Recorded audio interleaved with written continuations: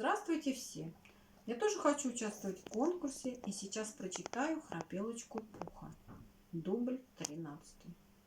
Ура! Да здравствует Пух! Ух! А кто это Пух? Ну, наш пир-герой. Кто? Наш герой. Неужто же это наш Винни-Пух? Он самый. Ну, разве возможно сомнение? Он друга спас от беды. От беды? Проще сказать, от воды.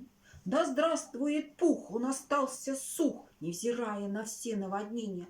Он плыл в первый раз, но все-таки спас. Кого? Его. Кого его? Его.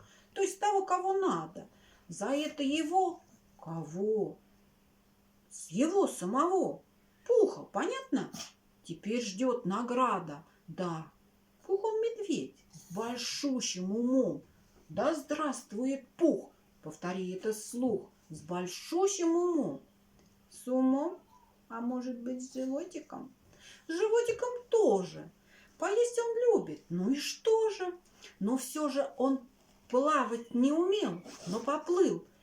На таком корабле, какой что скрывать, мы не можем назвать ни бригом, ни яхтой, ни лодкой, ни плотиком. Да здравствует Пух, чей беспредельный дух.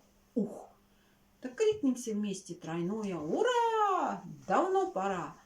И дадим ему то, чем его наградим. А может быть, просто ему зададим? Да нет же, вручим.